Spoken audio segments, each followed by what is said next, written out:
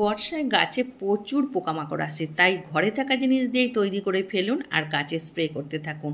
আর এটা কি করে তৈরি করেছি সেটা নিয়ে ভিডিও করতে চলে এলাম আমি Chaitali gardening and crafting channel থেকে। তার আগে আমার বাগানের কিছু ফল ফুল সবজি আপনাদের দেখাই, যেগুলো কোনো পোকামাকড় ধরেনি, গাছে খুব ভালো রয়েছে। আর আমি এই জিনিসটা স্প্রে করাতে গাছ কিন্তু আমার খুব ভালো রয়েছে। এই বর্ষাতে কিন্তু পোকামাকড় ধরেনি। এখানে আমি দেখাচ্ছি এইরকম পোকা আপনাদের বাগানেও কিন্তু ধরে। দেখুন গাছের পাতাগুলো এরকম জালিদার করে ফেলে। আবার একটু লম্বা লম্বা ধরনের পোকা আছে যেগুলো কালো কালো মল মতো এখানে খেয়ে গাছের পাতা খেয়ে মল ত্যাগ করেছে। আমি এই গাছে কি স্প্রে করি সেইটুকু আপনাদের দেখাচ্ছি। কিছু কিছু জায়গায় আপনাদের দেখিয়ে দিলাম যে এই রকম আপনাদের বাগানেও কিন্তু এইরকম পোকামাকড় আক্রমণ এই বর্ষাকালে হয়ে থাকে।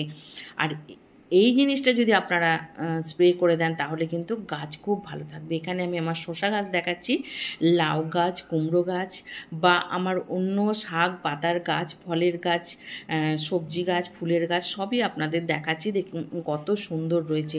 পোকামাকড়ের আক্রমণ একেবারেই নেই বললেই হয়। খুব কম যদি বা থাকে আমি সঙ্গে সঙ্গে স্প্রে করে দিই, তখন চলে যায়।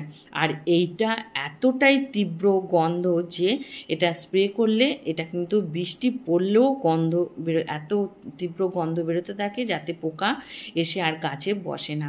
আর এটা কি করে করেছি সেটা তো অবশ্যই দেখাবো। তার আগে আমার গাছের বেগুনগুলোও দেখে নিন কত সুন্দর হয়েছে, আর গাছের পাতাও কত সুন্দর হয়ে আছে। শুধু তাই নয়, এই প্রচণ্ড গরমে আমার বাগানে যে জিনিসটা হচ্ছে সেটা হলো টমেটো। দেখুন এখানে টমেটো গাছে বেশ ফুল ধরেছে, ফুলগুলো কিন্তু ঝরে পড়েনি। এটা চেরি টমেটো। আর এছাড়াও যে টমেটো আছে সেটাও আমি দেখাচ্ছি। দেখুন গাছ কত সুন্দর রয়েছে। এখানে দেখুন এটা বড় জাতের টমেটো। আর এই টমেটো ধরতে শুরু করেছে এই গরমের মধ্যে বর্ষাতে। আর শুধু টমেটো না, বেগুন, শাক পাতা সমস্ত কিছু রয়েছে, এখানে কিন্তু কোনো পোকামাকড় ধরেনি। তাছাড়া লঙ্কা গাছও এই সময় পোকা ধরতে থাকে, পাতাগুলো কুঁকড়ে যায়, তখনও যদি এইটা স্প্রে করতে থাকেন খুব ভালো হয়। শিম গাছে এই সময় প্রচুর পরিমাণে পোকা ধরতে থাকে, তাই শিম গাছেও এই লিকুইডটা আপনারা স্প্রে করে দেবেন। এটা কি করে করেছি চলুন দেখাই। এখানে আমি 10টা লঙ্কা নিয়েছি, শুকনো লঙ্কা। আর এখানে 10টা শুকনো লঙ্কা নিয়েছি আর 10টা নিয়েছি রসুনের কোয়া। এরকম খোলা শুদ্ধ রসুনের কোয়া আমি নিয়ে নিলাম। নেবার পর এটা কিন্তু জল দিয়ে আমি ভিজিয়ে রাখবো ঘন্টাখানেক মতো। এটা ভিজানোর পর আমি এটা কি করছি দেখাচ্ছি।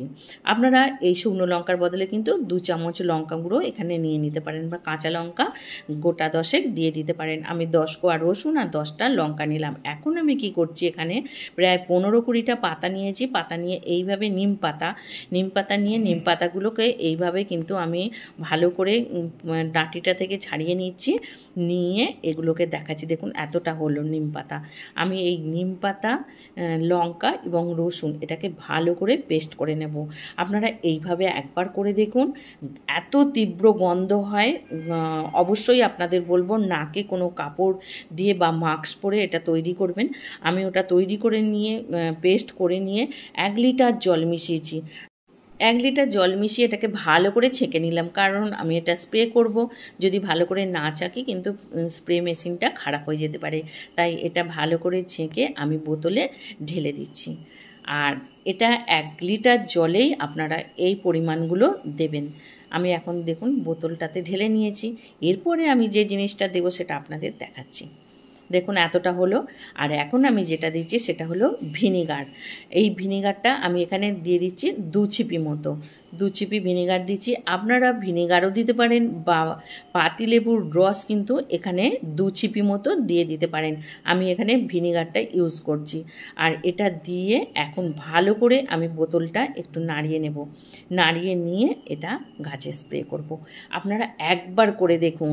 এটা কিন্তু তীব্র একটা গন্ধ। আপনারা নাকে কাপড় দিয়ে বা মাস্ক দিয়ে কিন্তু এটা স্প্রে করবেন। স্প্রে করার পর 1.5-2 ঘন্টা পরেও যদি আপনারা বাগানে যান এই তীব্র গন্ধটা কিন্তু আপনারা পাবেন। আর এতে পোকামাকড় সব চলে যায়। আমার এখানে ফুল গাছ দেখাচ্ছি, এখানে ক্যামেলিয়া ফুলের গাছ। এই সময় একটু পোকামাকড় ধরে। এখানেও একটা লতানি ফুলের গাছ আছে, বাসর লতা। এছাড়াও আমার যে সমস্ত ফুল গাছ আছে সেগুলো আপনাদের দেখাচ্ছি যে সমস্ত গাছে এটা স্প্রে করতে পারবেন, ফল ফুল সবজি সব গাছে স্প্রে করতে পারবেন। হ্যাঁ, আপনারা কিন্তু সপ্তাহে একদিন করে যদি এটা গাছে স্প্রে করেন তাহলে কিন্তু খুবই ভালো হবে। আমি যখনই দেখি গাছে পোকা লেগেছে তখনই কিন্তু এটা স্প্রে করি, তবে আমার সপ্তাহে একদিন করে স্প্রে করলেই আমার গাছে আর কোনো পোকামাকড় লাগে না। তাই আপনাদেরও বলবো সপ্তাহে অন্তত একদিন এটা তৈরি করুন, তৈরি করে এটা আপনারা গাছে স্প্রে করতে থাকুন। তবে আমি যে মাপটা নিলাম এটা যেহেতু অর্গানিকভাবে করছি, আপনারা একটু কম বেশি নিতে পারেন। ভিডিওটা কেমন লাগলো অবশ্যই জানাবেন আর আমার পাশে থাকবেন।